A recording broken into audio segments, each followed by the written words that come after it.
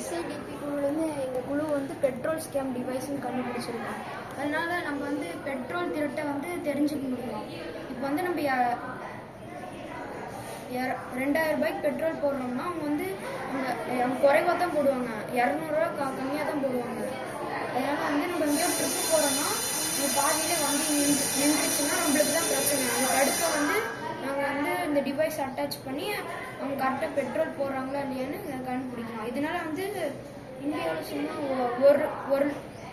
ஒரு கோடி அந்த மாதிரி ஸ்கேம் ஆகுது. இந்த டிவைஸ் நம்ம அட்டாச் பண்ணோம்னா நம்மளால் பெட்ரோல் ஸ்கேமை தடுக்க முடியும். அது இல்லாமல் நம்ம வந்து பெட்ரோல் ஸ்கேமை தடுத்து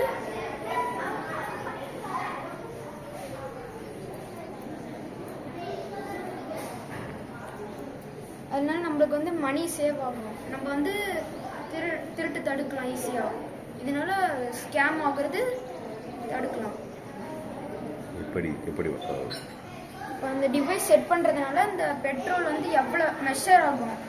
மெஷர்னா எவ்வளோ லிட்டர் நம்ம சொல்கிறோமோ அந்த லிட்டர் கரெக்டாக போடுறாங்களா இல்லையான்னு மெஷர் ஆகி ஒருவேளை முன்னாடி நின்றுச்சுன்னா பஸ்ஸர் அடித்து நம்மளுக்கு தெரியப்படுத்தும்.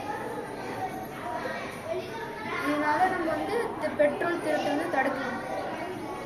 அது ஒருவேளை அவங்க முன்னாடியே பெட்ரோல் ஏற்றிட்டாங்கன்னா பஸ்ஸர் அடித்து நம்மளுக்கு அலர்ட் பண்ணி நம்ம வந்து சேஃபாக இருக்கலாம் பெட்ரோல் திருட்டு. இதனால நம்ம வந்து பெட்ரோல் திருட்டுலேருந்து தப்பிக்கலாம். அதனால் நம்மளுக்கு காசும் லாபத்தில் போகாது. இந்த காலத்து பெட்ரோல் விலை வந்து ரொம்ப ஜாஸ்தியாக இருக்குது. அதனால ஸ்கேம் பண்ணால் இந்தியாவில் சும்மா 2 லட்சம் கோடி அந்த மாதிரி ஸ்கேம் ஆகிட்டு இருக்குங்க.